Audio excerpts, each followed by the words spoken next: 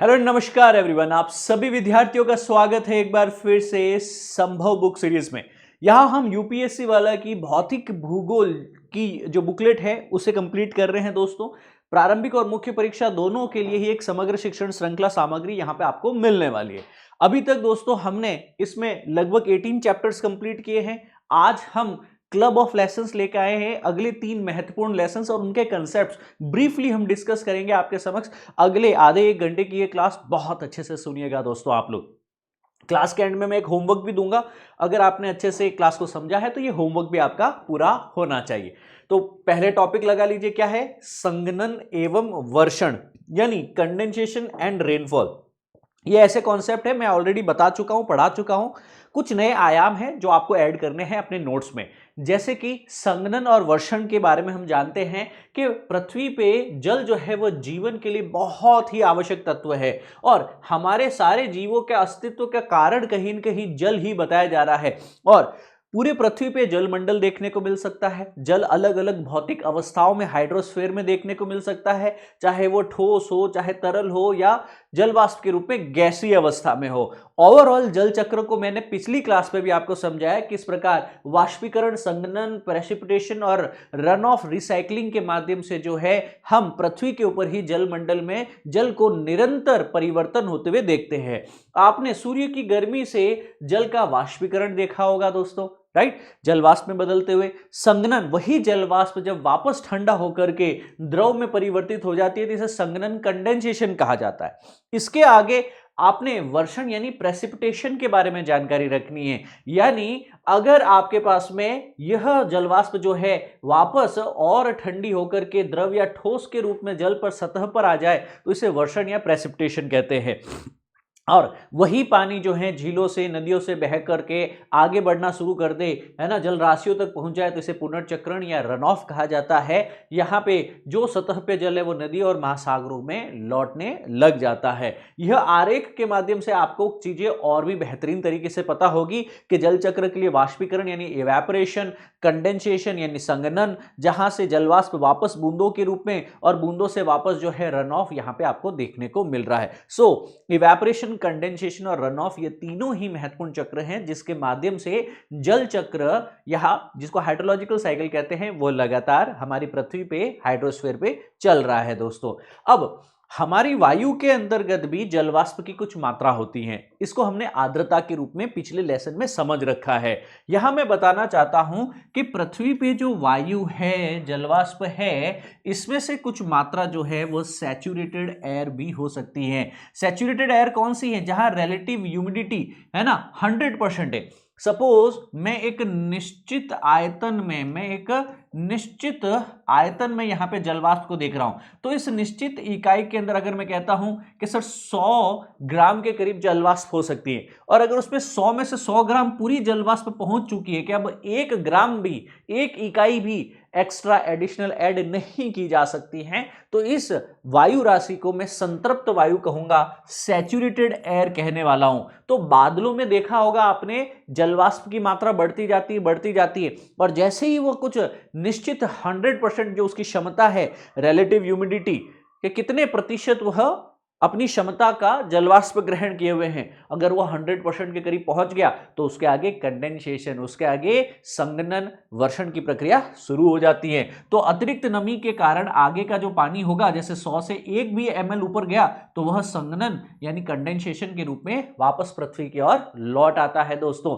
इसके उपरांत हमको जानकारी रखनी चाहिए असंतृप्त वायु क्या होती है, कि अगर इसी वायु राशि जो कि एक निश्चित इकाई आयतन में है, इसकी सापेक्षिक आर्द्रता 100% से कम है, यानी अपनी क्षमता से कम यहां जलवाष्प लिए हुए, क्षमता है 100 ग्राम्स की जबकि उसमें वो 70 ग्राम ही वायु लिए हुए है, अभी भी 30 ग्राम और ऐड की जा सकती है जलवाष्प इसमें, तो इसे हम क्या कहते हैं? इसे असंतृप्त या अनसैचुरेटेड एयर कहा जाता है। इसमें नमी होती है लेकिन वह संतृप्त स्तर तक नहीं पहुंच पाई है। तो कंडेंसेशन कब होता है? जब वायु संतृप्त हो, जब वायु के अंदर रिलेटिव ह्यूमिडिटी क्या हो, 100% हो, अपनी क्षमता का पूरा उसने जो है जलवाष्प ग्रहण कर रखा हो। इसके आगे कंडेंसेशन शुरू हो जाएगा। कंडेंसेशन की परिभाषा आपको पता होनी चाहिए कि जो हमारी जलवाष्प है, जल जो गैस के रूप में है, वह द्रव के रूप में, लिक्विड के रूप में, पानी की बूंदों के रूप में परिवर्तित होना शुरू कर दे, इसे संघनन कहा गया है। जब भी वायु ठंडी होती है, उसके तापमान में गिरावट देखने को मिलता है, तब तब संघनन देखने को मिलता है, कंडेंसेशन देखने को मिलता है। एग्जाम्पल के लिए ओस, कोहरा, बादल, कुहासा, ये सारे ही संघनन के ही तो एग्जाम्पल हैं। संघनन के लिए एक महत्वपूर्ण चीज चाहिए और उसे कहा जाता है संघनन नाभिक या कंडेंसेशन न्यूक्लियाई, इसको कहा जाता है। आपने पढ़ा होगा कि हमारे एटमॉस्फेयर के अंतर्गत तीन चीजें होती हैं। सबसे पहली कौन सी चीज है दोस्तों आपके पास में एटमॉस्फेयर के अंतर्गत? कि सर गैसेज है। दूसरी कौन सी बताई थी? कि सर जलवाष्प है, H2O है। तीसरी कौन सी बताई थी हमने? डस्ट है, धूल के कण है। ये धूल के कण का क्या महत्व है? धूल के कण ना हो तो बारिश ना हो, संघनन ना हो, क्योंकि ये जलवाष्प जो है उसके लिए ये आर्द्रताग्राही केंद्र या ये संघनन नाभिक जो होता है वो छोटे छोटे धूल के कण, परागण या समुद्री नमक है ना, सी सॉल्ट के कण होते हैं। अब ये आवश्यक है क्योंकि यही तो आधार बनता है जिसपे पानी की बूंदें जो है आगे और संघनित होकर के बड़ी पानी की बूंद में कन्वर्ट हो पाता है आपके पास में। तो विदाउट कंडेंसेशन न्यूक्लियाई, कोई डस्ट के, कोई सॉल्ट पार्टिकल के, कोई परागण के, पॉलन के एब्सेंस में क्या पृथ्वी पे संघनन या वर्षण हो पाएगा? नहीं हो पाएगा। तो अब तुम्हें पता चली जो हमारी पृथ्वी की सतह पे ये धूल है, मिट्टी है, डस्ट है, या जो घर में आप कई बार छोटी छोटी, जैसे आपके सतह के आसपास में टेबल पे अभी हाथ फेर के देखो, छोटी सी डस्ट आपको पता चलेगी, क्या अस्तित्व है। अगर ये डस्ट ना हो तो बारिश ना हो। तो सोचो अगर एक निर्जीव कण का भी इतना बड़ा उद्देश्य है कि वह बारिश या हाइड्रोलॉजिकल साइकिल या जल चक्र में महत्वपूर्ण रोल निभाता है संघनन में, तो आप तो 80% पूरे के पूरे पानी से बने हुए हो, यार 80-70% वाटर ओनली। यस और नो? आपके जीवन का भी लक्ष्य है या नहीं? जब एक धूल के कण का लक्ष्य जो है प्रकृति ने सोच रखा है, तो आपके भी जीवन का एक अनिश्चित अद्वितीय लक्ष्य है। तो कोई भी चीज यहां पे ऐसे ही नहीं है, nothing is random in this universe. आपका भी एक लक्ष्य है, ढूंढने की कोशिश करना। क्या लक्ष्य है? कि डस्ट के कारण तो बारिश हो रही है, धूल के कणों के कारण ही तो बारिश हो रही है, क्योंकि वहीं तो संघनन होकर के जल की बूंद बन पाती है। आधारशिला है ना, एक तरीके से उसको जगह संघनित होने के लिए कौन दे रहा है? आसमान में धूल के कण दे रहा है सर। ठीक है, सो ये समझ में आया? आर्द्रताग्राही केंद्र कह दो, संघनन नाभिक कह दो, कंडेंसेशन न्यूक्लियाई कह दो, ये सब एक ही बात है। कंडेंसेशन जो है वो चार प्रकार से होता है। ड्यू यानी ओस, अगर ठंडी सतहों पर जलवाष्प संघनित हो जाए तो इसे ओस कहा जाता है। जैसे कि रात भर सर्दियों में तापमान कम होता है, हमारी गाड़ी होती है मेटल की, लोहे की, है ना, या एल्यूमिनियम की, रात को उसका टेम्परेचर में हमारी लोहे की जो गाड़ी है ना, कार की सरफेस है वो ठंडी हो गई है, और सुबह सुबह जैसे ही आपके पास में आप उठ के देखते हैं, कार के खिड़की के आसपास में आपको छोटी छोटी छोटी छोटी छोटी छोटी जलवाष्प जो है वो संघनित मिलती है। तो वो कैसे हुआ? कि सर कोई भी ठंडी सतह के आसपास में जलवाष्प जो है वो संघनित होने लगती है। जो जलवाष्प है उसका तापमान ज्यादा था, ठंडी सतह का तापमान कम है। जैसे ही यहाँ पे तापांतर होता है, टेम्परेचर चेंज होता है, वाष्प का टेम्परेचर ज्यादा है और हमारी ठंडी सतह का टेम्परेचर कम है, तो ठंडे होते ही वो वापस क्या हो जाएगा? आपके पास में कंडेंस होना शुरू हो जाएगा, संघनित होना शुरू हो जाएगा। एक होता है पाला यानी फ्रॉस्ट। पाला यानी फ्रॉस्ट कब होगा? कि अगर आपके पास में ये ओस ड्यू पॉइंट के नीचे हो, हिमांक के नीचे हो, तो जब अब ये जल की बूंदें नहीं यहां जमा होगी, यहां पे आपके कांच की खिड़की के ऊपर क्या होगा? पूरा का पूरा बर्फ जम जाएगा। जैसे कि आप कनाडा, अलास्का, रशिया, साइबेरिया इन क्षेत्रों में जाएंगे तो वहां पे क्या देखने को मिलेगा? आपको फ्रॉस्ट देखने को मिलेगा, जिसे पाला कहा जाता है, कि संघनन के कारण पूरा का पूरा बर्फ जम चुका है किसी भी ठंडी सतह के आसपास। एक होता है कोहरा। कोहरे में क्या होता है दोस्तों? सरफेस के आसपास में अगर जलवाष्प ज्यादा संघनित हो जाए, हमारी पृथ्वी की सतह बहुत ठंडी हो जाती है सुबह तक, और जलवाष्प जो वायुमंडल में उपस्थित है वो सतह के नजदीक आके संघनित होना शुरू हो जाती है। तो दिल्ली के अंदर देखो, झाड़े के अंदर देखो, सर्दियों में पंजाब, हरियाणा, दिल्ली, राजस्थान, इस एरिया में क्या होता है? आपको एरिया में पूरा कोहरा, फॉग दिखाई देता है संघनन के कारण। जब संघनन धरातल के नजदीक हो तो कोहरा कॉज हो जाता है, और उस कोहरे या उस फॉग के कारण आपकी दृश्यता जो है, विजिबिलिटी कम हो जाती। बादल, बादल भी तो संघनन के कारण ही बने, बिल्कुल। पर अब जो ये वायुमंडल में जल की छोटी छोटी बूंदें या बर्फ के क्रिस्टल्स का समूह होता है, इसे ही तो क्लाउड कहा जाता है। तो बादल भी जलवाष्प के संघनन से बने हुए हैं। ये जलवाष्प की छोटी छोटी बूंदों में रूपांतरण, या फिर अगर टेम्परेचर 0 से कम है तो वह बर्फ की क्रिस्टल्स के रूप में है। तो जो आप बादल देखते हैं ना, they are nothing but the water droplets, छोटी छोटी वाटर ड्रॉपलेट्स है, या इसमें बर्फ के क्रिस्टल्स भी हो सकते हैं। तो संघनन के प्रकार समझ में आए आपको? किस किस को समझ में आए? एक बार लिख के बताओ, 10 मिनट हो चुके हैं क्लास के।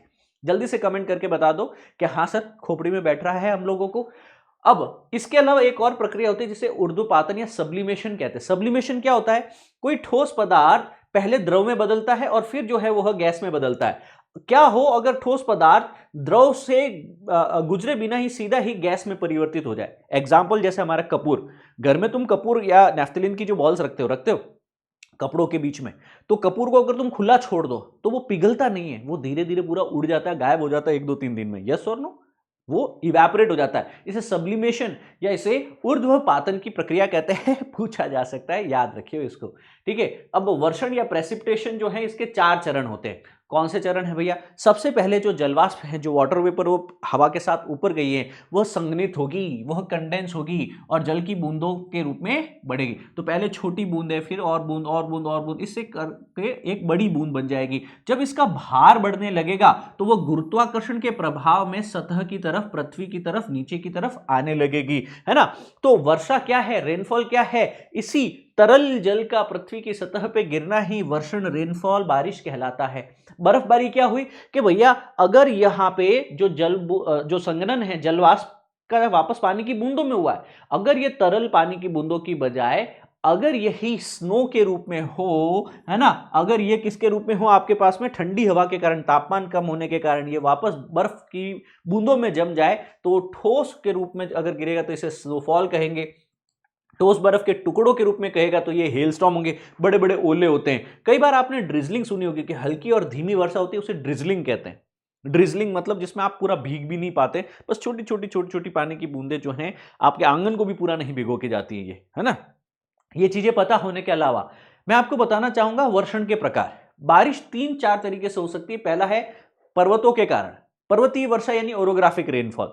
यहां पे नम वायु पहाड़ों के ऊपर उठती है, ऊपर उठ के ठंडी होती है, ठंडी होकर संघनित होकर वर्षा कर देती है। पश्चिमी घाट वाले एरिया में यही देखने को मिलता है हम लोगों को। यह है ओरोग्राफिक रेनफॉल कि भैया हवा आई, ऊपर उठी। और हमने पढ़ा है ना कि जैसे जैसे हम पृथ्वी की सतह से ऊंचाई पे जाते हैं तापमान कम होता है, लैप्स रेट है ना। तो वायुमंडल में ऊंचाई पे तापमान कम होगा। सपोज यहां तापमान जो है इस तापमान से काफी कम होगा, तो जब यहां पे टेम्परेचर जो है वो घटता जा रहा है, यहां पे संघनित होगी ये हवा, ठंडी होगी, ठंडी होकर के जलवाष्प वापस जल की बूंदों में परिवर्तित होकर के इस एरिया में बारिश करेगी। तो पर्वतों के कारण, पर्वतीय अवरोध के कारण जो भी हमारी पवनें आ रही हैं वह ऊपर उठेगी, ठंडी होगी, संघनित होकर बारिश करेगी। इसे पर्वतीय वर्षा, ओरोग्राफिक रेनफॉल कहा गया। दूसरा है संवहन यानी कन्वेक्शनल रेनफॉल। कन्वेक्शन रेनफॉल कब होता है? कोई भी सतह गर्म होती है, गर्म होने के कारण वायु ऊपर उठती है, ठंडी होकर ऊपर वहां पे वर्षा करती है। ये उष्णकटिबंधीय क्षेत्रों के अंदर मानसून इसी प्रकार आता है। ये रहा आपका कन्वेक्शनल रेनफॉल कि सर सतह है, इसका टेम्परेचर जो है, तापमान जो है वह ज्यादा है, गर्मी के कारण हवा गर्म होने लगती है, जलवाष्प जो है ऊपर की तरफ उठी, हवा ऊपर उठी, ऊपर जाने के बाद में यहाँ पे टेम्परेचर जो है वह क्या हो गया, कम हो गया, कंडेंसेशन की प्रक्रिया शुरू हो गई, तो यहाँ वापस जो है आपका बारिश या रेनफॉल शुरू हो जाता है। ठीक है। तो गर्म सतह के कारण अगर जलवाष्प जो है पवन के साथ में ऊपर उठती हैं, ऊपर जाके ठंडी हो जाती है, ठंडी होकर वर्षण करती है, तो ये कन्वेक्शनल यानी संवहनीय वर्षा हुई। तीसरी कौन सी है? Cyclonic rainfall. साइक्लोनिक रेनफॉल चक्रवातों के कारण होता है। आज के इस क्लास के अंदर सबसे एंड में हम साइक्लोन ही पढ़ेंगे, फ्रंट्स पढ़ेंगे, वायु राशियां, या फिर आपके पास पे जिसको हम लोग एयर पैकेट्स कहते हैं उसकी जानकारी लेंगे, एयर मासेस की। सो तटीय क्षेत्रों में तूफान के दौरान ये काफी भारी वर्षा लेके आती है आपके पास में, साइक्लोन्स के कारण भी रेनफॉल होता है। इन तमाम जानकारियों को सीखने और समझने के उपरांत हम अगले टॉपिक पे बढ़ते हैं। यहां हम स्मॉग की बात करते हैं कि भैया जो स्मॉग है ना, यह क्या है? स्मॉग SMOG है आपके पास में, यानी स्मोक प्लस फोग। फॉग को हमने कहा कि पृथ्वी के धरातल पे सतह के आसपास में ही अगर जल की बूंदें संघनित होने लग जाए, जलवाष्प संघनित होने लग जाए, है ना, तो इसे फॉग कहा था। यह प्रदूषण के स्मोक के साथ में मिलकर के क्या बना देता है, स्मोग बना देता है। देखो smoke plus fog is smog, है ना। अब धुआं और कोहरा दोनों का मिश्रण है, स्मोक यानी धुआं, फॉग मतलब कोहरा, इन दोनों का मिश्रण है। यह क्लासिकल हो सकता है जहां पे सल्फर हो साथ में, है ना। यह फोटोकेमिकल हो सकता है जिसमें उद्योगों का, इंडस्ट्रीज का जो है कहीं न कहीं उत्सर्जित जितने भी प्रदूषक है वह इसमें हो सकते हैं। यानी जो प्राइमरी पॉल्यूटेंट है NO, NO2, VOCs, है ना, उनके साथ में जो है ओजोन है, पेंस है, ये सब जुड़ करके फोटोकेमिकल स्मॉग्स का निर्माण कर सकते हैं दोस्तों। अब आगे बढ़ते हैं, बादलों की तरफ बात करते हैं। बादलों को हमने कहा कि बादल और कुछ नहीं है, पृथ्वी की सतह से ऊंचाई में इसी सबसे निचले वायुमंडल की लेयर में, एटमॉस्फेयर की लेयर में, जिसको ट्रोपोस्फेयर क्षोभ मंडल कहा जाता है, ऊंचाई में जो है आपके पास में अलग अलग आकार के और अलग अलग प्रकृति के हमें बादल देखने को मिलते हैं। अब ये बादल जो हैं आकार के आधार पे हो सकते हैं, जैसे कि सीरस क्लाउड। सीरस क्लाउड कौन से हुए आपके पास में, पतले और हल्के होते हैं, इनको पक्षाब भी कहा जाता है। ऐसा लगेगा जैसे कोई पक्षी का पंख सा है, पक्षी का पंख सा है सर ये, ठीक है ना। इनको सीरस कहा जाता है, जनरली बहुत ऊंचाई पे होते हैं। फिर होते हैं वृष्टि मेघ यानी निम्बस। अब देखिए दोस्तों, जो ये निम्बस क्लाउड्स हैं दोस्तों, ये काफी इंपॉर्टेंट है क्योंकि ये काफी गहरे कलर के होते हैं, भारी कलर के होते हैं और वर्षा करने वाले होते हैं। तो ये निम्बस यहाँ पे देखो, ये गहरे हैं, भारी है और वर्षा करने वाले हैं। ये क्यूमुलो निम्बस में भी निम्बस आ रहा है आपके पास में, यहाँ पे भी ये काफी बड़े क्लाउड्स हैं और ये बारिश भी कर सकते हैं। एक है स्ट्रेटस। स्ट्रेटस क्लाउड जो है आपके पास में, ये देखो ऑल्टो स्ट्रेटस यहाँ पे आ गया, सीरो स्टेटस यहाँ आ गया। ऑल्टो स्ट्रेटस जो है, स्टेटस सबसे नीचे हैं, ऑल्टो स्ट्रेटस बीच वाले एरिया में होंगे, सीरो स्ट्रेटस सबसे ऊपर होंगे, ठीक है। स्टेटस का मतलब हो गया सतह पर विस्तृत है, ऐसा लगेगा जैसे लेयर बाय लेयर यहां पे यह अरेंज्ड है। तो कई बार आपको लेयरिंग देखने को मिलती है विस्तृत एरिया में। यह स्ट्रेटस है, सबसे नीचे मिडल पार्ट में है अल्ट्रा स्ट्रेटस और सबसे ऊपर है सीरो स्ट्रेटस। फिर है क्यूमुलस। क्यूमुलस का मतलब हो गया कपासी।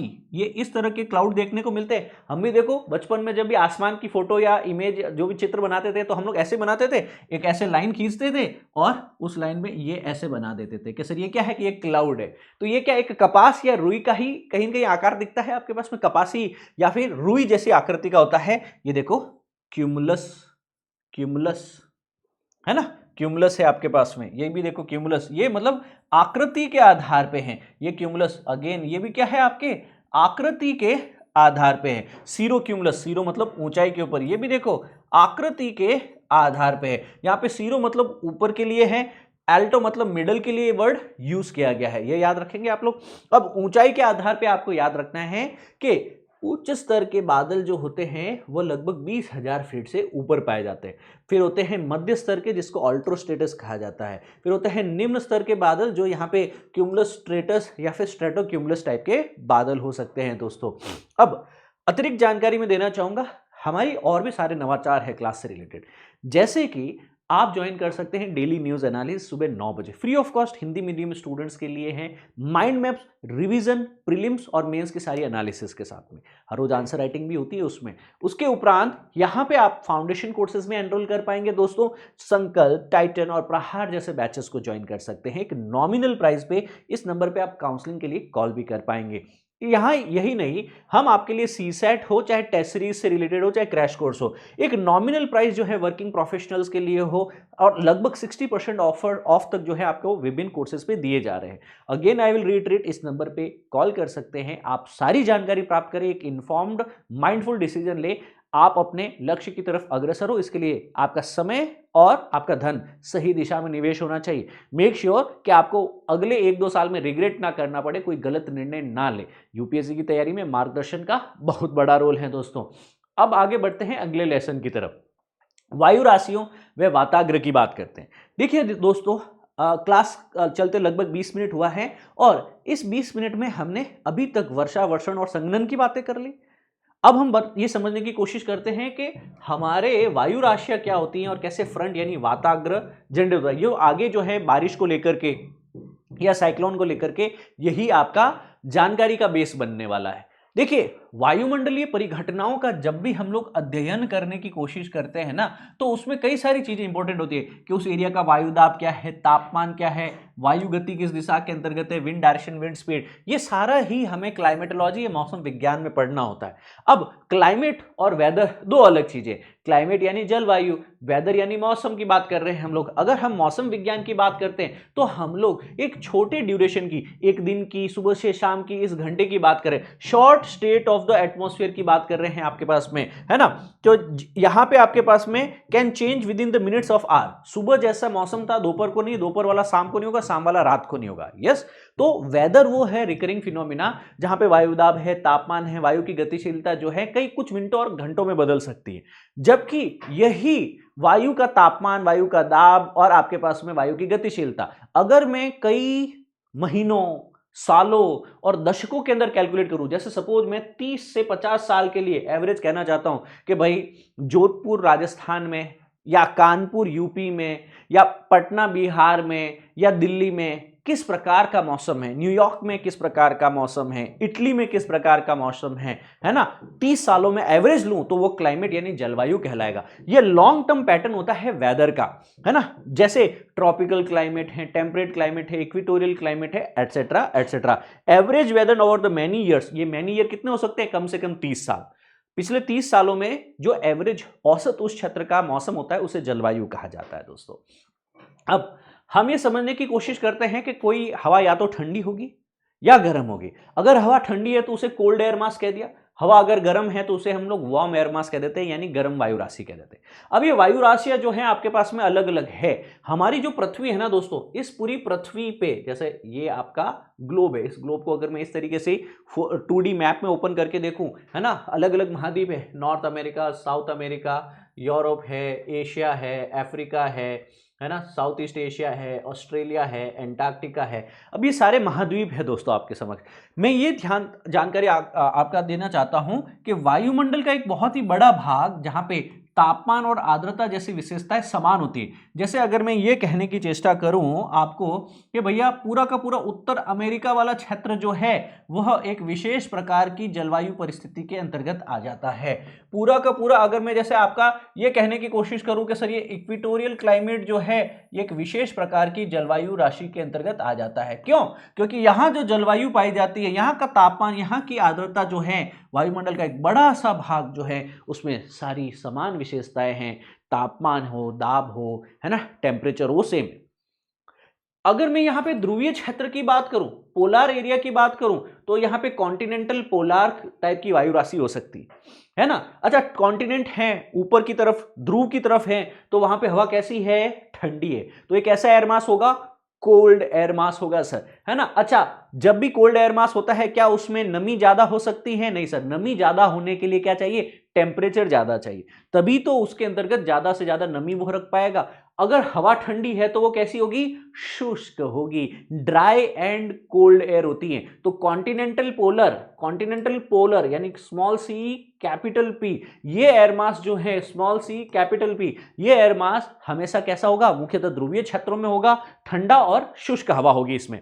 अगर मैं महासागरीय की बात करूं, जो बड़े बड़े महासागर, हिंद महासागर है ना, प्रशांत महासागर है ना, अटलांटिक ओशन है आपका, सदर्न ओशन है आपका, आर्कटिक ओशन है। अब इन मैरीटाइम एरिया में यानी महासागरीय क्षेत्रों के अंतर्गत कैसा होगा, तो सर मैरीटाइम आपके पास में ध्रुवीय हो सकता है, जैसे कि उत्तर में और क्या है, यहाँ पे आर्कटिक भी तो है, 66.5 नॉर्थ आर्कटिक है, राइट, और आर्कटिक ओशियन है, महासागर है, तो वहां पे क्या होगा, मैरीटाइम पोलर। कि सर ध्रुवीय क्षेत्र में भी हो सकता है कि आपका वहां पे महाद्वीप है, लैंड है, स्थल भाग है, तो स्थल भाग भी ध्रुवीय क्षेत्रों में है, तो हमने पी लिख दिया, पी माने पोलर और एम मतलब मैरीटाइम, महासागरों की बात की जा रही है। तो कॉन्टिनेंटल पोलर और मैरीटाइम पोलर दोनों ही ध्रुवीय क्षेत्र की जलराशियां है। और यहां पे अगर महासागर है तो क्या उस पर आर्द्रता होगी, बिल्कुल, और अगर पोलर है तो क्या वो ठंडा होगा, बिल्कुल। तो यहां पे कॉन्टिनेंटल पोलर महाद्वीपीय ध्रुव जो होंगे वो क्या है, शुष्क और ठंडे हैं,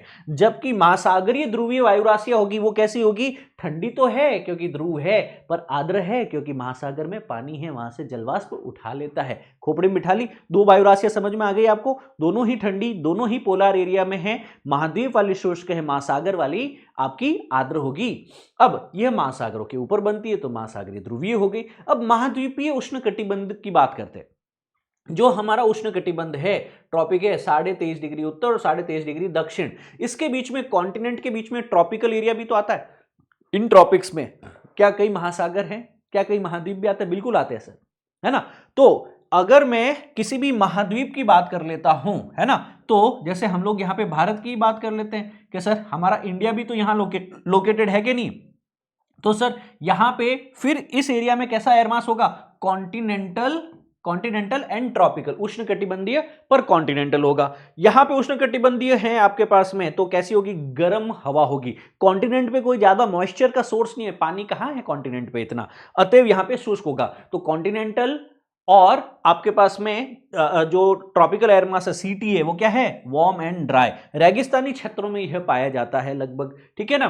तो एयर मासेस की अलग अलग आपके क्लासिफिकेशन है, आप यहां पे इसको देख पा रहे होंगे, ठीक है। आगे अगर आप देखेंगे महासागरीय उष्णकटिबंधीय ट्रॉपिकल मैरीटाइम के सर अगेन इस कर्क रेखा और मकर रेखा के बीच में कई जगह पे महासागर भी तो है। इन महासागरीय एरिया में क्या होगा सर, ट्रॉपिकल एरिया है तो गर्म होगा, और महासागरों में पानी होता है, जलवाष्प उठा सकता है तो आर्द्र होगा। यह समुद्री क्षेत्रों में होगा, इसको हम लोगों ने स्मॉल एम और कैपिटल टी यानी मैरीटाइम ट्रॉपिकल नाम दे दिया। अब इस प्रकार हमने विशेष तौर पे 4 वायु राशियों की बात की। अब जब हम आगे मौसम विज्ञान में पढ़ते हैं तो 4 से कई गुना ज्यादा है, maritime tropical, maritime tropical, maritime tropical, maritime equatorial, equatorial, continental tropical, continental tropical, है ना, maritime tropical, maritime tropical, maritime tropical, है ना, maritime polar, maritime polar, maritime polar, maritime polar, continental polar, continental polar. अब ये सी ए क्या है आपके पास में, ये ध्रुव फ्रिजिड पोलर रीजन की यहाँ पे बात करता है। यहाँ पे सी मतलब कॉन्टिनेंटल एंटार्क्टिक और कॉन्टिनेंटल आर्कटिक की बात कर, कॉन्टिनेंटल एंटार्क्टिक और कॉन्टिनेंटल आर्कटिक की यहाँ पे बात कर रहा है, समझ में आया आपको।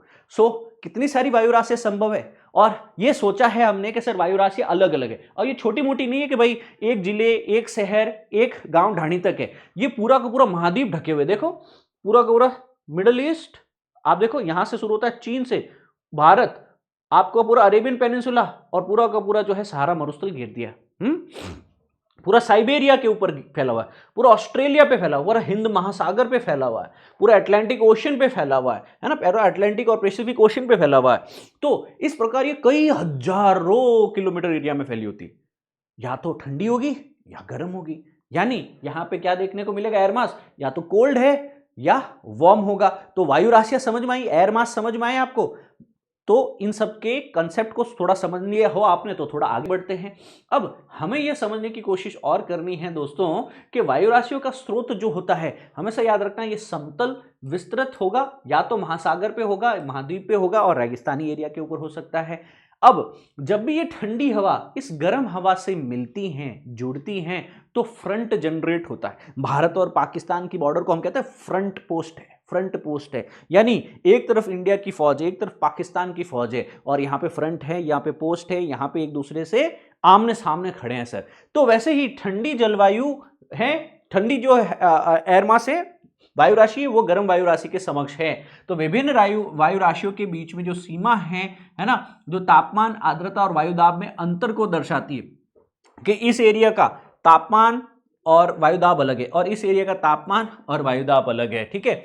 इसमें हम लोग कोल्ड फ्रंट की बात करते हैं। किसकी बात करते हैं दोस्तों, we are going to talk of the cold front. अब कोल्ड फ्रंट क्या होता है दोस्तों, आपके पास में ठंडी वायु गर्म वायु को विस्थापित करती है। देखिए भारी हवा कौन सी है, ठंडी हवा भारी होती है, याद करो ठंडी हवा भारी होती है इसीलिए वह नीचे की तरफ आती है, गर्म हवा हल्की होती है इसलिए ऊपर जाती है। अब जब दो चीजें टकराएगी, एक भारी वस्तु है ठंडी हवा और एक गर्म वस्तु है हल्की हवा, है ना, तो दोनों टकराने के बाद में ऊपर कौन जाता है, भारी चीज तो नीचे रहती है, जो हल्का होगा वो टकरा के ऊपर उठ जाएगा, जो गर्म हवा होगी वो टकरा करके ऊपर उठ जाएगी, और जब हवा इस ठंडी हवा से टकरा करके फ्रंट बना के, है ना, वाताग्र बना के ऊपर उठ जाएगी, तो ऊपर जाते जाते जाते जाते हवा क्या हो रही है, ठंडी हो रही, ठंडी हो रही, कंडेंस हो गई, संघनित हो गई, ऊपर जाके क्या हो गया, जलवाष्प जल बूंदों में कन्वर्ट हो गया और बादल बना दिए। क्या बना दिए, क्लाउड फॉर्मेशन। क्या बारिश होगी, यस। जहां जहां फ्रंट पाए जाते हैं, जहां जहां वायु राशियों की सीमा होती है, बाउंड्री होती है, जहां ठंडी वायु राशि गर्म वायु राशि से संपर्क कर रही होती हैं, वहां वहां पे हमको वाताग्र फ्रंट देखने को मिलते हैं। ये जो फ्रंट है शीत, उष्ण, स्थिर या अधोगामी हो सकते हैं। कोल्ड, वार्म, स्टेशनरी और ऑक्लूडेड फ्रंट हो सकते हैं। सर शीत वाताग्र यानी कोल्ड फ्रंट क्या हुआ, अगर ठंडी वायु गर्म वायु को विस्थापित करती है। ठंडी वायु किसको कर रही है कि सर ये ठंडी वायु है, गर्म वायु को ये धक्का दे रही, देखो इधर से धक्का आ रहा है और ये गर्म वायु विस्थापित होके ऊपर की तरफ चली जा रही है, तो यह गरज चमक के साथ में भारी बारिश कर सकती है। देखो ये बादल बना रही है, देखो यहां पे बिजली भी दिखाई गई तड़ाक करते हुए, है ना, गरज भी हो रही है, चमक भी हो रही है, लाइटनिंग और थंडर के साथ में बारिश कर सकती है। कोल्ड फ्रंट पुशिंग और रिप्लेसिंग द वार्म, है ना, वार्म एयर। तो यहां पे कोल्ड एयर वार्म एयर को डिस्प्लेस कर दे, विस्थापित कर दे, तो यहां पे गरज बरस सावन आयो रे।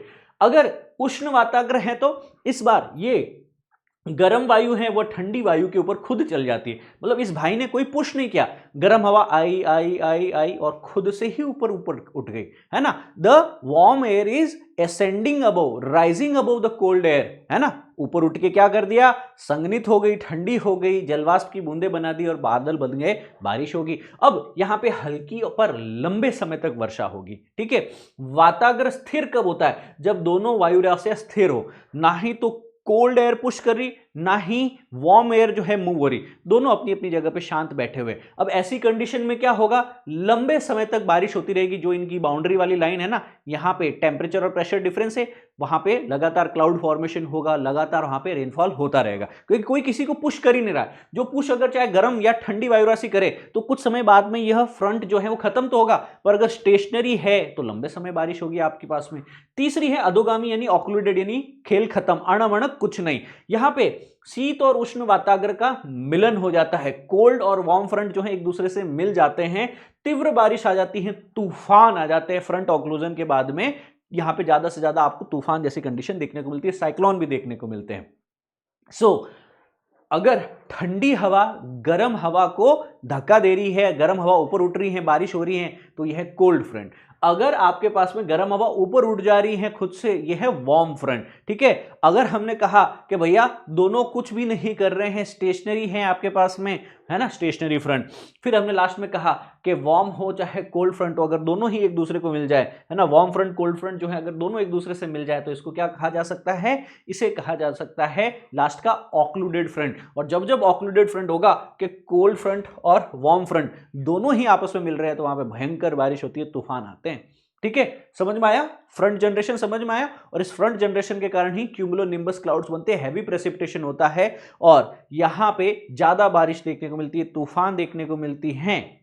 ओके, यहां तक समझ में आ गया है सभी को, आगे बढ़ोगे। अब जो ये फ्रंट फॉर्मेशन पड़ा है, इसका महत्व क्या है, what is importance of this. देखिए जो ये फ्रंट जनरेशन हो रहा है ना आपके पास में, मौसमी परिवर्तन का मुख्य कारक होता है कि अभी तो एकदम शांति से बैठे हुए थे, अचानक से जो है वार्म या कोल्ड फ्रंट बनने के, स्टेशनरी या ऑक्लूडेड फ्रंट बनने के कारण मौसम में, वेदर में, टेम्परेचर में, प्रेशर में चेंज हो जाएगा। फसलों पे इसका भयंकर प्रभाव पड़ता है, क्योंकि फसलें तो तापमान पे संवेदनशील होती, जहां पे गर्म तापमान में अचानक से ठंडी हवा आ गई वहां पे, तो या फिर ठंडे एरिया में अचानक से गर्म हवा पहुंच गई, तो जहां बारिश नहीं होनी चाहिए अचानक बारिश होना शुरू हो गई, तो इन कारण फसलों पे भी प्रभाव पड़ता है। और विमान और जहाजों की गतिविधियां भी प्रभावित होती है, क्योंकि अचानक तूफान आ जाना, अचानक से लाइटनिंग है, थंडर है, रेनफॉल है, ये सारी ही चीजें हमारे विमानन हो चाहे नेविगेशन हो, शिपिंग हो, इन सब इंडस्ट्रीज को प्रभावित करती है।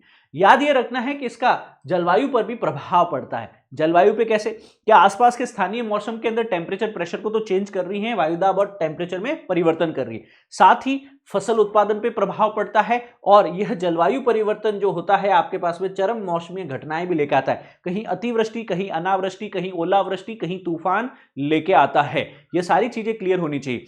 विशेष ध्यान देने योग्य बातें क्या है इस लेसन में, देखिए, वायु राशियों का जो वर्गीकरण है वह स्रोत क्षेत्र इसका समझना चाहिए, वाताग्र के प्रकार और उनके मौसम पे क्या प्रभाव हो सकता है, और आरेख और मानचित्र आपको प्रॉपर बनाना है, कहाँ कौन सा वायु राशि है, कोल्ड, वार्म, स्टेशनरी और ऑक्लूडेड फ्रंट की जानकारी आप रख सकते हैं और इसके इंपॉर्टेंस को भी जान सकते हैं।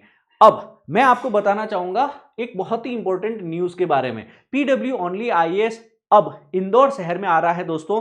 हम 4 बजे 1 फरवरी यानी इस शनिवार को एक लॉन्च इवेंट में मिल रहे हैं। यहां पे सेमिनार होगी सेंटर के लॉन्च के लिए, और यहां पे आप सुमित रेवाड़ी सर के साथ मिल सकते हैं। वीडियो के डिस्क्रिप्शन में हमने लिंक दे रखा है, उस पर क्लिक कर सकते हैं। अगर आप इंदौर में हैं, ऑफलाइन पढ़ना चाहते हैं, you are more than welcome to join our offline event. जो है हमारा ये लॉन्च इवेंट है, इसको आप ज्वाइन कर पाएंगे दोस्तों। आगे बढ़ते हैं और चक्रवात की जानकारी लेते हैं। दोस्तों, हम अब क्लास के तीसरे चरण में पहुंच चुके हैं, जहां पे हम चैप्टर नंबर 21 के इंपॉर्टेंट कॉन्सेप्ट्स डिस्कस करते हैं। चैप्टर नंबर 21 आपका बात करने वाला है चक्रवात जैसे महत्वपूर्ण विषयों पे, जहां यूपीएससी प्रीलिम से लेके मेंस तक लगातार सवाल पूछती है। ये यहां तक कि 2024 के प्रीलिम्स में और 2024 के मेंस में, 2025 के प्रीलिम्स में भी लगातार क्वेश्चन है।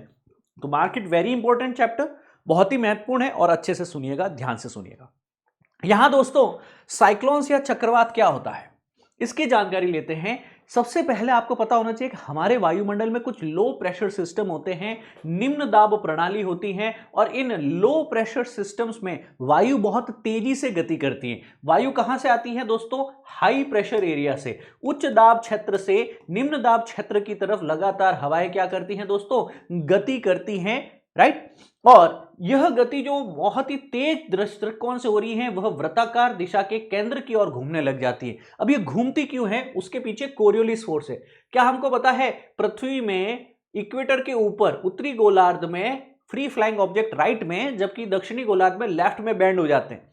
और इसी प्रकार जब कहीं भी ज्यादा टेम्परेचर है, लो प्रेशर क्रिएट हो जाता है। लो प्रेशर जो है वहां पर हवाएं कहां से आएगी? हाई प्रेशर एरिया से। कहां से आएगी? आसपास के एरिया जहां पे भी हाई प्रेशर है, वहां से इस लो प्रेशर की तरफ हवा आएगी। जनरली आनी कैसे चाहिए थी आपके पास में? हाई से लो इस डायरेक्शन में आनी चाहिए थी, इस डायरेक्शन में सीधा आनी चाहिए थी। पर क्योंकि अगर हम गोलार्ध में, उत्तरी गोलार्ध में हैं, तो राइट में डिफ्लेक्शन हो जाएगी। ऐसे नहीं आकर के ऐसे आने लग जाएगी, ऐसे नहीं आकर के राइट में इस तरफ बैंड हो जाएगी, सीधे नहीं जाके राइट में इस तरफ बैंड हो जाएगी, सीधे नहीं जाकर राइट में इस तरफ बैंड हो जाएगी। अब देखिए आपको क्या देखने को मिल रहा है कि हवाएं इस निम्न दाब क्षेत्र के चारों तरफ वृत्ताकार दिशा में केंद्र के चारों तरफ घूमने लग गई है, राइट। तो उत्तरी गोलार्ध में एंटी क्लॉकवाइज डायरेक्शन में और दक्षिणी गोलार्ध में क्लॉकवाइज डायरेक्शन में जो है हवाओं का लगातार वृत्ताकार दिशा में जो है घूमना शुरू हो जाता है, और इसी को ही साइक्लोन कहा जाता है, इसी को ही चक्रवात कहा जाता है। उत्तरी गोलार्ध में यह एंटी क्लॉकवाइज यानी वामव्रत दिशा के अंतर्गत, दक्षिणी गोलार्ध में जो है ये दक्षिणावर्त दिशा के अंतर्गत। दक्षिणावर्त दिशा मतलब जो towards the south, towards the south कौन सी दिशा होती है आपके पास में? इसको क्लॉकवाइज कहा जाता है। ये दोनों चीजें याद रखी जा सकती हैं। अब इसकी व्युत्पत्ति क्या होती है? ये साइक्लोस जो वर्ड है वह एक ग्रीक वर्ड है। ग्रीक वर्ड साइक्लोस का मतलब होता है घूमने वाली कुंडली। तो कोई भी चीज जो लगातार घूम रही है ना, एक सर्पिलाकार गति के अंदर वृत्ताकार दिशा के अंतर्गत, उसे साइक्लोस कहा जाता है। और हवा जब घूमने लगती है तो उसे साइक्लोन कहा जाता है। चक्रवात शब्द की उत्पत्ति जनरली हम बंगाल की खाड़ी के अंदर और अरब सागर में भारत के आसपास देख पाते हैं, क्योंकि भारत के आसपास के अंदर ट्रॉपिकल एरिया है, और यहां पे समुद्र के अंदर जब सी सरफेस टेम्परेचर 26 डिग्री सेल्सियस से ज्यादा होता है, और समुद्र की सतह का टेम्परेचर जब 26 डिग्री सेल्सियस के आसपास पहुंचता है लंबे समय तक, तो यह निम्न दाब क्रिएट होता है, और इस निम्न दाब की तरफ उच्च दाब से पवने विंड्स चलना शुरू होती हैं। पर कोरियोलिस फोर्स के प्रभाव में यह डिफ्लेक्ट हो जाती है, और इस डिफ्लेक्शन के कारण यह क्लॉकवाइज और एंटी क्लॉकवाइज घूमने लगती हैं। क्लॉकवाइज कहां होगी? दक्षिणी गोलार्ध में, और एंटी क्लॉकवाइज कहां होगी? उत्तरी गोलार्ध में, ठीक है। अब यहां पे जो हवाएं हैं इस लो प्रेशर एरिया के चारों तरफ लगातार क्या करनी है? इस तरीके से मूव करना शुरू कर चुकी है। इसके कारण जब हवाएं ऊपर की तरफ उठती है ना, ऊपर की तरफ उठती हवाएं संवहन करेगी, और वो संघनन के कारण यहाँ पे क्लाउड फॉर्मेशन होता है। देखो ये क्लाउड फॉर्मेशन है, ये पूरा का पूरा क्या है आपके पास में? रेन बैंड से, और इन क्लाउड से होती है बारिश। तो ये राइजिंग एयर है, ये हवाएं ऊपर उठती हैं और लगातार बारिश कर रही हैं ये राइजिंग बैंड से। बीच में क्या होता है, जो हवाएं हैं वो नीचे की तरफ पहुंच रही हैं, इसको आई ऑफ साइक्लोन कहा जाता है, जहां पे हवा जो है वो सिंक करती है, sinking air in the eye of a cyclone. ये चीजें याद रखने योग्य विषय है दोस्तों आपके पास में। और ज्यादा ऊंचाई पे पहुंचने के बाद में ये सीरस क्लाउड का फॉर्मेशन करती हैं। कौन से क्लाउड्स का? सीरस क्लाउड्स का फॉर्मेशन करती हैं। समझ में आया? तो जनरली लो प्रेशर एरिया है, हवाएं साइक्लोनिक वृत्ताकार दिशा में ऊपर की तरफ उठती हैं, अलग अलग रेन बैंड होते हैं, अंदर बीच में सेंटर ऑफ आई होता है, यहां पे डिसेंडिंग एयर होती है, यह शांत होता है, यहां पे बारिश नहीं होती है। बारिश कहां होती है? इन रेन बैंड्स वाले जोन में होती है। अब उत्तरी गोलार्ध में और दक्षिणी गोलार्ध में, स्पेसिफिकली ट्रॉपिकल एरिया में, कहां पे? कर्क रेखा जो है, ये कर्क रेखा जो है और ये मकर रेखा जो है, इस वाले क्षेत्र के अंदर कई सारे ट्रॉपिकल साइक्लोन्स आते हैं, उसे अलग अलग नाम से जाना जाता है। जैसे कि अगर यह इंडो पैसिफिक में चाइना के पास में है तो इसे टाइफून कह दिया है, हमारे बंगाल की खाड़ी अरब सागर में है ट्रॉपिकल साइक्लोन बोल दिया है, अमेरिका के पास हरिकेन कह दिया, मैक्सिको की खाड़ी के अंतर्गत है ना, हरिकेन कह दिया इसको, पैसिफिक में अमेरिका के आसपास ट्रॉपिकल साइक्लोन कहा, अटलांटिक में भी इसको, राइट, विली विलीज के नाम से भी इसको कई एरियाज में जाना जाता है। अब इसको अलग अलग क्षेत्र में अलग अलग नाम से जाना जाता है। ट्रॉपिकल साइक्लोन कर्क और मकर रेखा के ट्रॉपिक्स वाले रीजन के बीच में समुद्री एरियाज में डेवलप होते हैं दोस्तों, राइट। उत्तरी गोलार्ध में यहां पे जो है साइक्लोन्स की दिशा क्या रहती है? एंटी क्लॉकवाइज, और जबकि दक्षिणी गोलार्ध में क्या रहती है आपके पास में? क्लॉकवाइज। साइक्लोन का ठीक उल्टा होता है एंटी साइक्लोन। साइक्लोन के केंद्र में क्या है? लो प्रेशर, निम्न दाब, गर्मी के कारण। एंटी साइक्लोन के केंद्र में क्या होगा? हाई प्रेशर, उच्च दाब होगा। यह याद रखना है कि जो साइक्लोन में होता है ठीक उसका उल्टा एंटी साइक्लोन में होता है। साइक्लोन में अगर उत्तरी गोलार्ध है तो हवाएं एंटी क्लॉकवाइज घूम रही है, तो एंटी साइक्लोन में उत्तरी गोलार्ध में हवाएं क्लॉकवाइज घूमती हैं। साइक्लोन में यहां लो प्रेशर है तो एंटी साइक्लोन में उत्तरी गोलार्ध में यहां हाई प्रेशर होगा। ये सारी चीजें याद रखना है। और इन हवाओं का मूवमेंट जो है हाई से लो प्रेशर की तरफ हो रहा है, या कहीं न कहीं प्रेशर ग्रेडियंट्स के अंतर्गत हो रहा है। किसके अंतर्गत हो रहा है? प्रेशर ग्रेडियंट्स में हो रहा है। अब चक्रवातों के भी अलग अलग प्रकार हैं। जैसे उष्णकटिबंधीय चक्रवात है, ट्रॉपिकल साइक्लोन से कहां आ सकते हैं दोस्तों ट्रॉपिकल साइक्लोन? ये हमारी पृथ्वी है, ये कर्क रेखा और मकर रेखा के बीच की जल राशियों पे देखने को मिल सकते हैं। तीव्र हवा वाली जो है आपके पास में तीव्र गति वाली हवाएं होगी आपकी, वह गर्म महासागरीय सतह पर धीरे धीरे साइक्लोन्स का फॉर्मेशन करने लगती हैं। इन्हें अलग अलग एरिया में हरिकेन और टाइफून भी कहते हैं। जैसा कि हमने दो डायग्राम पहले समझा कि किसी एरिया में हरिकेन कह दिया तो किसी एरिया में से टाइफून कह दिया, तो हम लोग इसको ट्रॉपिकल साइक्लोन भी बोल दे रहे हैं दोस्तों। इसके अलावा दूसरा होता है टेम्परेट। टेम्परेट क्या हो गया? इस ट्रॉपिकल एरिया को छोड़ करके इसके ऊपर वाला या इसके नीचे, यानी कर्क रेखा के ऊपर और मकर रेखा के नीचे वाले क्षेत्र में क्या साइक्लोन आ सकते हैं? आ सकते हैं। इसको शीतोष्ण टेम्परेट साइक्लोन कहा गया है। ये मिडल और हायर लैटिट्यूड में बनते हैं, यानी 30 से 60 और 60 से 90 डिग्री उत्तरी और दक्षिणी अक्षांशों के बीच। यहाँ पे ठंडी और गर्म वायु राशियों का टकराव होता है। देखो अभी पढ़ा था अपन ने, वायु राशि पढ़ा था, यहाँ पे पोल से आने वाली ठंडी हवा और इधर से आने वाली गर्म हवा का टकराव होता है, और उस टकराव के कारण जो है साइक्लोन उत्पन्न होता है। और यहां उष्ण कटिबंधीय और शीतोष्ण चक्रवात की संरचना के ऊपर आपको डायग्राम प्रॉपर याद होना चाहिए। ट्रॉपिकल और टेम्परेट साइक्लोन्स पे प्रश्न बने हैं, भविष्य में भी बन सकते हैं, और आपको भी याद होने चाहिए। आगे बढ़ते हैं, चक्रवात का निर्माण कैसे हो सकता है। देखिए दोस्तों, जो हमारा चक्रवात है इसके निर्माण के लिए कई सारी चीजें चाहिए होगी, जैसे कि संवहन चक्रवात जनन। गर्म महासागरीय सतह पे जल का वाष्पीकरण होता है, जैसे कि सी सरफेस है, सरफेस का टेम्परेचर कितना बताया अपन ने? 26 डिग्री सेल्सियस के आसपास में है। तो यहाँ पे क्या होगा? लो प्रेशर क्रिएट होगा, हवाएं ऊपर की तरफ उठेगी। पर क्या ये जो हवाएं ऊपर की तरफ उठ रही हैं वह सीधी मूव करेगी? नहीं सर, वह क्लॉकवाइज या एंटी क्लॉकवाइज डायरेक्शन में मूव करेगी। कारण क्या है? कोरियोलिस फोर्स के प्रभाव में। दूसरा है ध्रुवीय वायु राशियों का प्रभाव। ध्रुव से आने वाली पोलर ठंडी हवाएं और ट्रॉपिक से आने वाली गर्म हवाएं, ये दोनों वायु राशियां जो हैं विपरीत तापमान और दाब का संकेतक होती हैं। अब ये ठंडी और गर्म वायु राशियों में जब टकराव होता है तो यहां पे चक्रवात बनता है फ्रंट फॉर्मेशन के कारण, यानी वाताग्र जनक के कारण।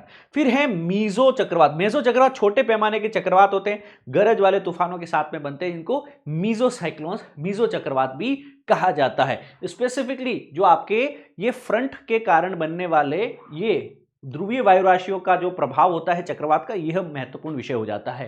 ठीक है, ट्रॉपिकल साइक्लोन्स की संरचना समझ लीजिए। सबसे सेंटर में क्या है? आंख। चक्रवात का बहुत ही शांत एरिया है। चक्रवात जैसे 500 kilometre, 1000 kilometre area, 2000 kilometre area में फैला होता है। मतलब ये ऐसा नहीं है पूरे के पूरे स्टेट, राज्य, 2-3 राज्यों जैसे एरिया के अंदर फैला होता है। अब आप देखिएगा कि अगर ये अपना इंडिया है ना, तो चक्रवात कई बार इतना बड़ा होता है कि यह केरला से लेकर के, कर्नाटका से लेकर महाराष्ट्र और गुजरात को भी प्रभावित कर सकता है। मतलब इतने बड़े एरिया के तटीय क्षेत्र को प्रभावित कर सकता है।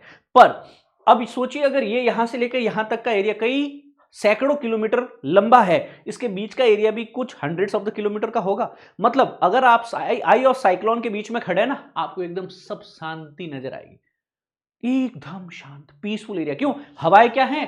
हवाएं घूम घूम करके अंदर डिसेंड हो रही है ना। और जब ये हवाएं अंदर की तरफ डिसेंड हो रही हैं, तो डिसेंडिंग ऑफ द एयर क्या करता है आपके पास में? किसी भी एरिया के अंतर्गत बारिश नहीं करवाता है, ना ही किसी प्रकार का तूफान आता है।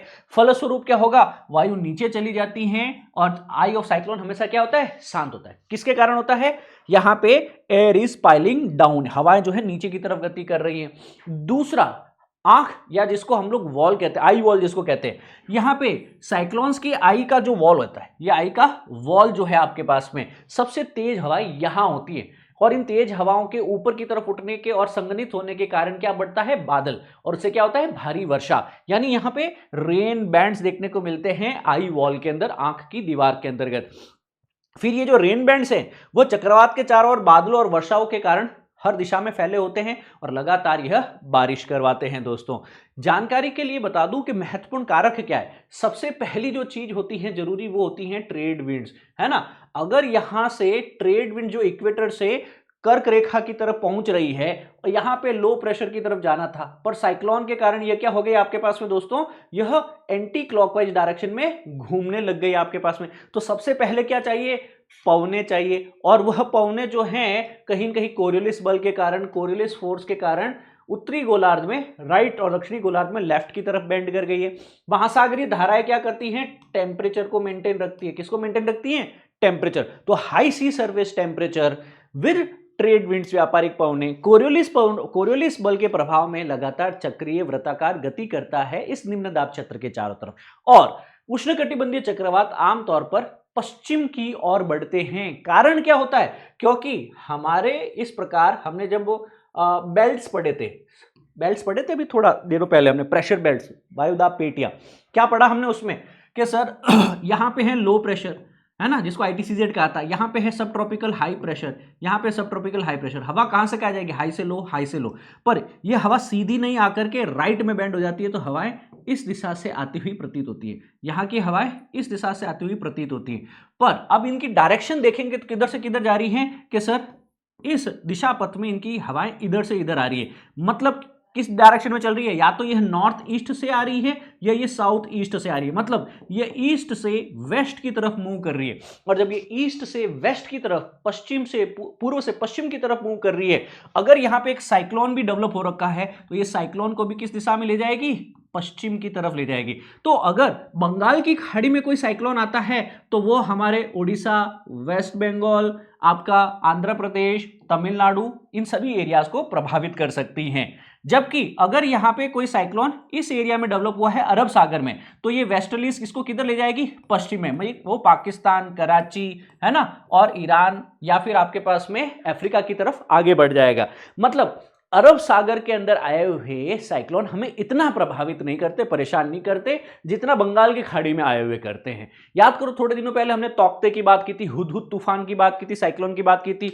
लगातार अलर्ट्स आ रहे थे। मैं राजस्थान बैठा हूं, मेरे मोबाइल पे भी अलर्ट्स आ रहे थे सरकार की तरफ से। पर क्या कोई देखने को मिला?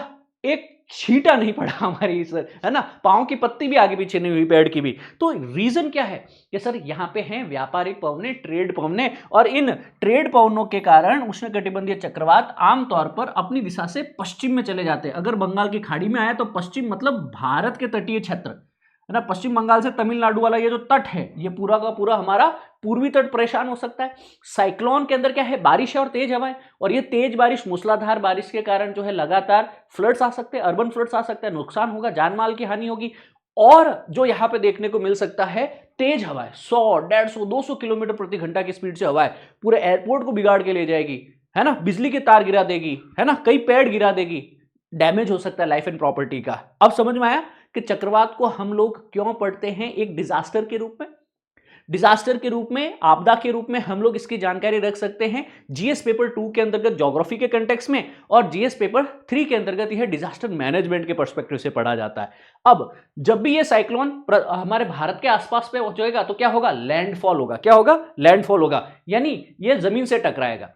किसी भी साइक्लोन को एनर्जी मिलती है वाष्पीकरण से, जलवाष्प से। जलवाष्प के कारण यह लेटेंट हीट ऑफ इवेपोरेशन प्राप्त करता है, जिसको वाष्पीकरण की गुप्त उष्मा कहते हैं। यही वाष्पीकरण की गुप्त उष्मा जो है उस टेम्परेचर को 26 डिग्री सेल्सियस टेम्परेचर को बनाए रखती। पर अगर सोचिए यह जमीन तक पहुंच गया साइक्लोन, तो क्या यहां जलवाष्प मिल रही है? बोले सर नहीं मिल रही है। जलवाष्प कहां थी? महासागर पे थी सर। महासागर से जैसे ही ये महाद्वीप की तरफ, तट की तरफ बढ़ा, इसको जलवाष्प नहीं मिल रही। जलवाष्प के कारण मिलने वाली वाष्पीकरण की गुप्त उष्मा नहीं मिल रही। लेटेंट हीट की एब्सेंस में यह धीरे धीरे डेसिपेट हो जाता है, कमजोर हो जाता है। तो जैसे ही इसका लैंडफॉल होता है, वो तट के नजदीक पहुंचता है साइक्लोन, सबसे खतरनाक हवाएं होती है, सबसे खतरनाक बारिश होती है, त्रासदी तबाही ले आता है तटीय क्षेत्र में। पर जैसे ही थोड़ा और आगे जाने की कोशिश करता है, हवाएं धीमे हो जाती है, बारिश धीमे हो जाती है, और कुछ घंटों के अंतर्गत ही यह साइक्लोन का प्रभाव निष्क्रिय हो जाता है। कारण साइक्लोन बना ही, ट्रॉपिकल साइक्लोन बना ही था महासागर पे जलवाष्प के कारण, लो प्रेशर के कारण। और जैसे ही महाद्वीप पे पहुंचा, जलवाष्प नहीं है, लो प्रेशर नहीं है, खत्म, खल्लास, फिनिश। तो इसी कारण साइक्लोन जो बनते हैं महाद्वीप पे पहुंचते ही खत्म हो जाते हैं साइक्लोन्स। कौन से? ट्रॉपिकल साइक्लोन्स की बात कर रहे हैं दोस्तों, ठीक है।